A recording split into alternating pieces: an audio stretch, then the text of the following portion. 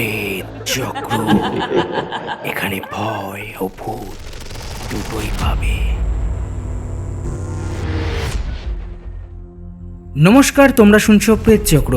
তোমরা যে যেখান থেকে শুনছো সকলকে স্বাগত জানাচ্ছি প্রেত চক্রের ৮০ নম্বর এপিসোডে। আমি শুভ রয়েছি তোমাদের সাথে। দেখতে দেখতে আমরা ৮০ নম্বর এপিসোড পার করেছি। ২০টা এপিসোড পরেই কিন্তু আমরা ১০০ নম্বর এপিসোড ছুঁয়ে ফেলবো। তোমাদেরকে আমরা যেভাবে প্রথম দিন থেকে পাশে পেয়েছি সেই রকম আশা করব পরবর্তী দিনগুলোতেও তোমরা আমাদের পাশে থাকবে।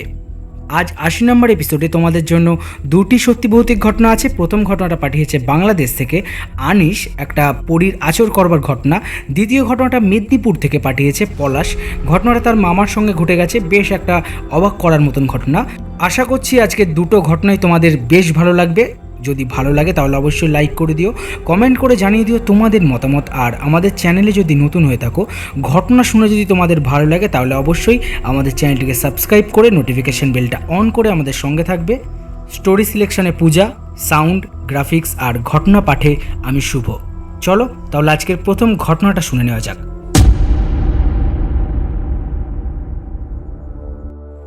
আসসালামু আলাইকুম ভাই, আমার নাম মোহাম্মদ আনিস, বাড়ি বাংলাদেশের ফরিদপুর জেলায়। আজ আমি যে ঘটনাটা লিখছি, ঘটনাটা আমার এক বন্ধুর সাথে ঘটে যাওয়া ঘটনা।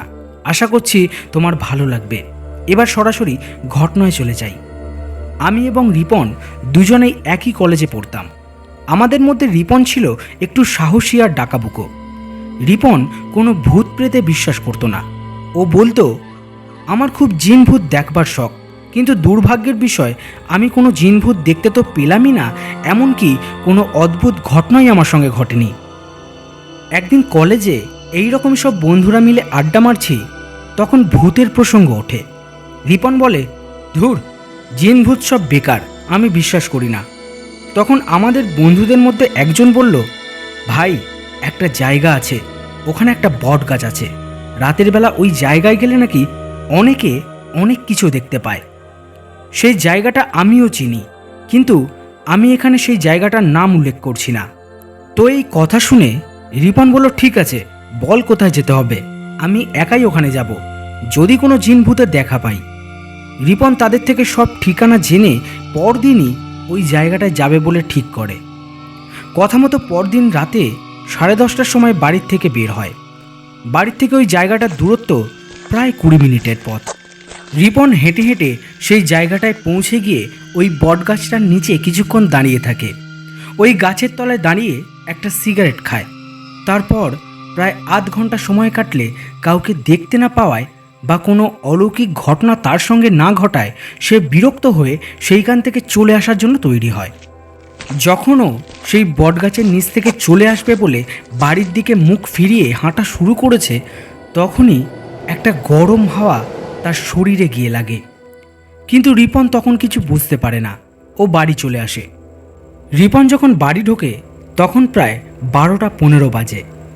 বাড়িতে ঢুকে যখন সে ড্রেস চেঞ্জ করে, দেখে তার পুরো শরীরে আঁচড়ের দাগ এবং সেই আঁচড়ের জায়গাগুলো থেকে ফোঁটা ফোঁটা রক্ত বেরিয়ে আসছে। তখন সে ভাবতে থাকে যে শরীরে এত আঁচড়ের দাগ কোথা থেকে আসলো। সাধারণত মানুষকে আঁচড় দিলে আঁচড়ের জায়গায় প্রচণ্ড জ্বালা দেয়, কিন্তু রিপন কিছু বুঝতেই পারেনি যে তার শরীরে আঁচড় কোথা থেকে লাগলো। তো সেই দিন অত কিছু না ভেবে রিপন স্নান করে শুয়ে পড়ল। পরদিন রিপন কলেজে আসলো। আমরা জিজ্ঞাসা করলে রিপন রাতের ঘটনাটা খুলে বলল আর আঁচড়ের দাগগুলো আমাদেরকে দেখালো। কিন্তু রিপন তাও মানতে চায় না যে ভূত বা জিন বলে কিছু আছে। এই ঘটনার 2 দিন পর থেকে রিপন কলেজে আসা বন্ধ করে দেয়। ফোন করলেও কেমন ভাষা ভাষা উত্তর দেয়। 1 সপ্তাহ রিপন আর কলেজে আসে না। আমার বাড়ির থেকে রিপনের বাড়ি বেশ কিছুটা দূরে। যখন দেখলাম রিপন কলেজে আসছে না, আমি ভাবলাম সামনের শুক্রবার ওর বাড়িতে যাব। যেই ভাবা তাই কাজ। আমি রিপনের বাড়িতে গেলাম এবং তাকে জিজ্ঞাসা করার পর যে ঘটনাটা আমি জানতে পারলাম সেটা শুনে আমি বেশ অবাক হলাম। আমি জিজ্ঞাসা করলাম, কিরে, তুই কলেজে আসছিস না, ফোন করছি ঠিক করে উত্তরও দিচ্ছিস না, কি হয়েছে এখন তো বলবি। রেগে মেগে কথাগুলো বলার পর রিপন বলতে শুরু করলো। এখান থেকে রিপন আমাকে যেইভাবে ঘটনাটা বলেছিল আমি ওর ভাষাতেই ঘটনাটা লিখছি। রিপন বলল, আমি যে ওই বটগাছের কাছে গিয়েছিলাম তুই সেটা জানিস। পরদিন আমি কলেজে গিয়ে তোদেরকে সেই আঁচড়ের দাগ দেখিয়েছি। সেদিন বিকাল থেকে আমার সঙ্গে কিছু অদ্ভুত ঘটনা ঘটতে শুরু করে। সন্ধ্যার দিকে আমি বাড়ির পিছনের বাগানে বসে আছি, দেখলাম একটা সুন্দর মেয়ে, উচ্চতা মাঝারি, গায়ের রং ফর্সা। দেখলাম মেয়েটা বেশ কিছুটা দূরে দাঁড়িয়ে আমার দিকে একভাবে তাকিয়ে আছে। আমি মেয়েটার দিকে তাকালে মেয়েটা একটু হাসি দিল। সেদিনের মতন আর কিছু হয়নি, আমি ঘরে চলে গেলাম।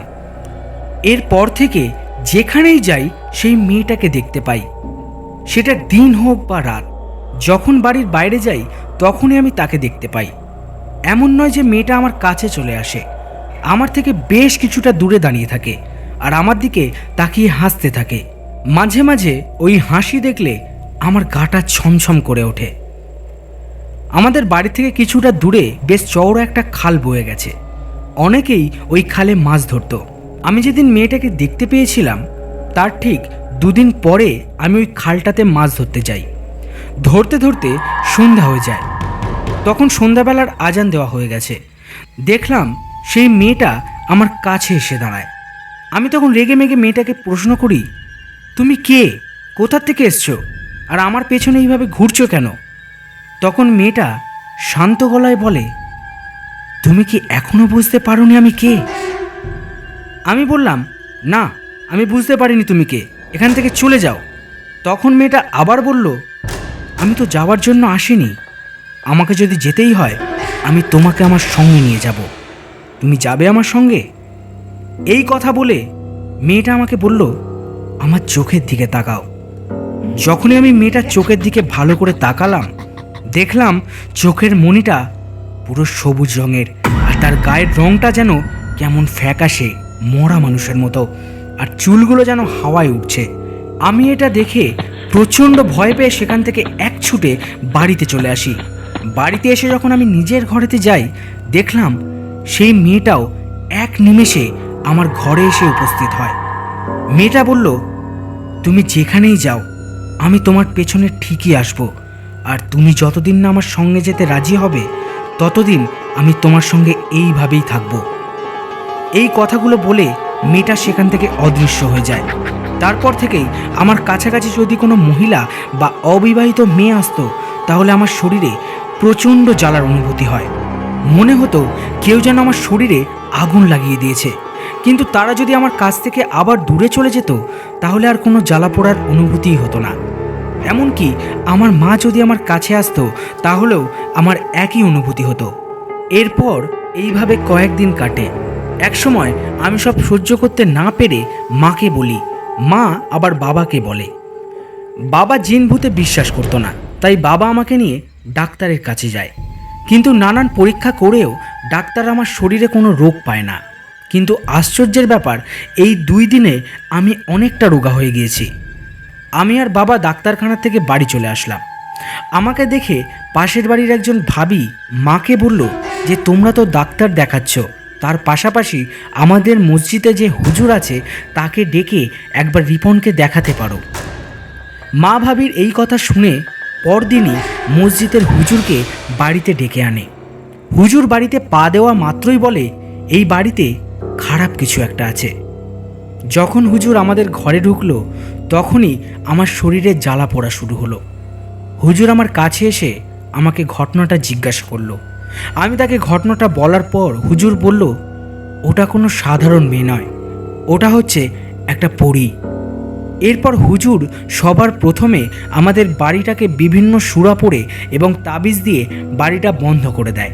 তারপর আমার কাছে এসে বলে, পরীটা তোমার শরীরটাকে কবজা করে নিয়েছে, ওকে তাড়াতে হলে 3 দিন আমাকে তোমাদের বাড়িতে এসে তোমাকে ঝাড়তে হবে। 3 দিন পর যখন সেই পরীটা তোমার শরীর থেকে বেরিয়ে যাবে তারপর আমি তোমাকে একটা তাবিজ পরিয়ে দেব। তাবিজ পরানোর পর ওই পরী আর তোমার কাছে আসতে পারবে না। কথা মতো হুজুর আমাকে 3 দিন আমাদের বাড়িতে এসে ঝেড়ে যায় এবং পরীটা যখন আমার শরীর থেকে বেরিয়ে যায় তারপর আমাকে একটা তাবিজ পরিয়ে দেয় আর বলে এই তাবিজটা কখনোই না খুলতে। আমি সেই তাবিজটা আজ পর্যন্ত খুলিনি। রিপন আমাকে সেই তাবিজটা দেখিয়েছিল। তারপর আমি ওকে জিজ্ঞাসা করেছিলাম, তুই কি এখনও ওই পরীটাকে দেখতে পাস? তখন রিপন বলে, হ্যাঁ দেখতে পাই, কিন্তু সে আর আমার কাছে আসতে পারে না। ঘটনাটা আমার খুব কাছের বন্ধুর সাথে ঘটে যাওয়া একদম সত্য ঘটনা। আমাকে যেইভাবে বলেছিল আমি ঠিক সেইভাবেই লিখে পাঠালাম। আশা করছি ঘটনাটা তোমার ভালো লাগবে, আর যদি ভালো লাগে ঘটনাটা শেয়ার করো। বাংলাদেশ থেকে অনেক ভালোবাসা।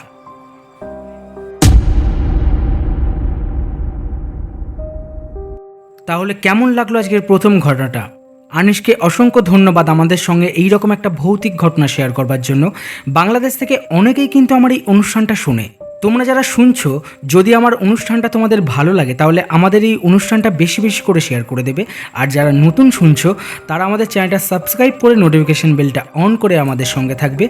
আর আমার এই অনুষ্ঠানের ঘটনাগুলো শুনে যদি তোমাদের মনে হয় যে তোমাদের কাছেও কোনো সত্যি ভৌতিক ঘটনা আছে, সেই ঘটনা কিন্তু খুব সহজেই লিখে আমাদেরকে পাঠিয়ে দিতে পারো।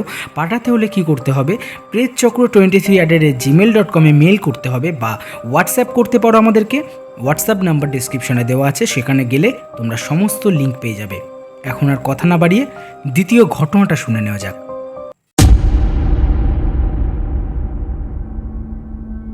আমার নাম পলাশ। আজ আমি যে ঘটনাটা তোমায় লিখছি, ঘটনাটা আমার ছোট মামার সঙ্গে ঘটেছে।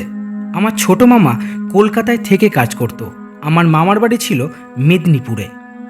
ঘটনাটা 2000 সালের কাছাকাছি কোনো একটা সময়কার।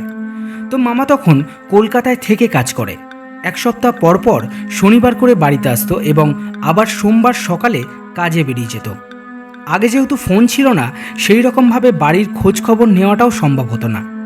এই রকমই একদিন শনিবার মামা বাড়ি ফিরছে। বেরাতে বেরাতে দেরি হয়ে যায়। মামার বাড়ি যেতে হলে প্রথমে ট্রেনে করে মেদিনীপুর স্টেশনে নামতে হতো, তারপর সেখান থেকে বাস ধরতে হতো। আবার বাস থেকে নেমে প্রায় আধ ঘন্টার হাঁটা পথ মাঠের ভেতর দিয়ে। মামা যখন ট্রেন থেকে নামলো তখন প্রায় রাত 9টা। ট্রেন থেকে নেমে বাস ধরলো। বাস থেকে যখন নামলো তখন প্রায় রাত 10টা 15। এখনও আধ ঘন্টার হাঁটা পথ। তখনকার দিনে গ্রামে রাত 10টা মানে মাঝরাত।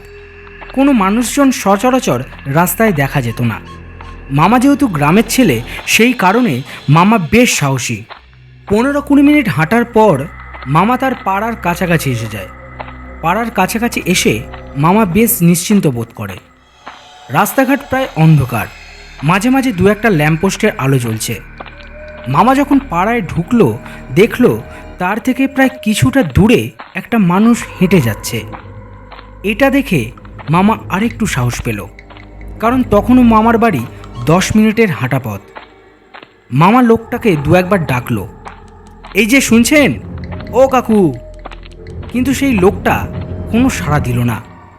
মামার কিছুটা সন্দেহ হলো। মামার লোকটার দিকে ভালো করে তাকালো, দেখলো মানুষটার হাঁটা চলা ঠিক সাধারণ মানুষের মতো নয়, অনেকটা প্রতিবন্ধীদের মতো।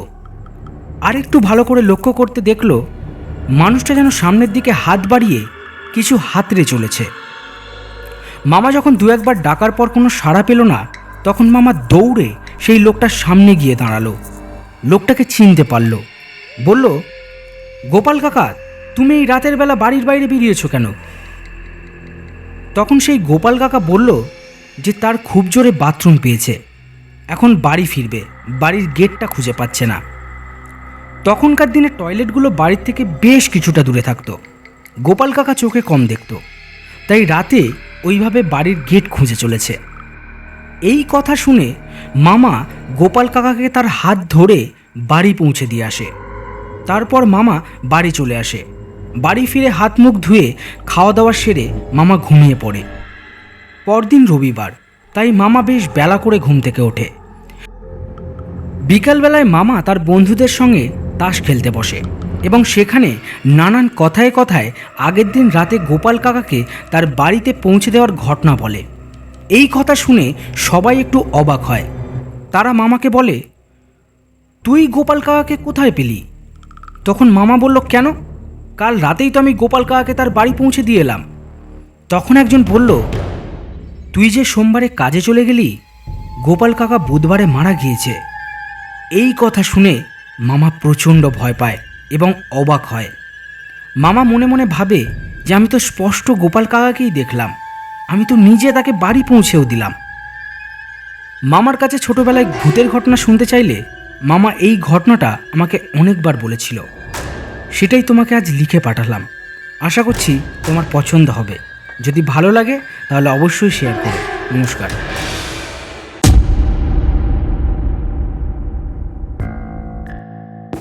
তাহলে কেমন লাগলো আজকে দ্বিতীয় ঘটনাটা? দ্বিতীয় ঘটনাটাও বেশ অবাক করার মতন একটা ঘটনা ছিল। আজকের দুটো ঘটনা বেশ ভয়ের ঘটনা ছিল। আশা করছি দুটো ঘটনাই তোমাদের বেশ ভালো লেগেছে। যদি ভালো লেগে থাকে তাহলে প্লিজ একটা লাইক করে দিও। আর কোন ঘটনাটা বেশি ভালো লাগলো সেটাও তোমরা কিন্তু আমাদেরকে কমেন্ট করে জানাতে পারো। আর যদি আমার চ্যানেলে নতুন হয়ে থাকো তাহলে আমাদের চ্যানেলটা সাবস্ক্রাইব করে নোটিফিকেশান বেলটা অন করে আমাদের সঙ্গে থাকো। আর এই ঘটনা শুনে যদি তোমাদের মনে হয় তোমাদের কাছেও কোনো সত্যি ভৌতিক ঘটনা আছে, হতে পারে সেটা তোমার নিজের সঙ্গে ঘটে যাওয়া ঘটনা বা কারোর মুখ থেকে শোনা ঘটনা, সেটাও কিন্তু তোমরা খুব সহজেই লিখে আমাদেরকে পাঠিয়ে দিতে পারো। প্রেতচক্র23@gmail.com মেইল করতে পারো বা হোয়াটসঅ্যাপ করেও আমাদেরকে ঘটনাগুলো পাঠাতে পারো। হোয়াটসঅ্যাপ নাম্বার ডেসক্রিপশানে দেওয়া আছে, সেখানে গেলে তোমরা সমস্ত লিঙ্ক পেয়ে যাবে। আমরা কিন্তু আজ 80 নম্বর এপিসোড করে ফেললাম। আর মাত্র 20টা এপিসোড করলে আমরা 100 নম্বর এপিসোডটাকে ছুঁয়ে ফেলবো। 100 নম্বর এপিসোডটা একটু স্পেশাল এপিসোড করবার ইচ্ছে আছে। আশা করছি তোমরা এই রকমভাবেই আমাদেরকে সাপোর্ট করবে। আমরা একদম শূন্য থেকে শুরু করেছিলাম, কিন্তু আস্তে আস্তে আমাদের পরিবারটা আরও বড় হচ্ছে। দিন দিন কিন্তু অনেক নতুন নতুন বন্ধু আমাদের সঙ্গে যুক্ত হচ্ছে। সেই সব নতুন বন্ধুদের বলছি, তোমরা কিন্তু নিজের দায়িত্বে নিজের মনে করে আমাদের এই অনুষ্ঠানটাকে সবার মধ্যে শেয়ার করে দেবে। আজকের এপিসোড এইখানেই শেষ করছি। দেখা হচ্ছে পরবর্তী একটি নতুন এপিসোডে সোমবার নতুন কিছু ঘটনার সাথে। সবাই ভালো থেকো, সুস্থ থেকো আর প্রেতচক্রের ঘটনাগুলো শুনতে থেকো। নমস্কার।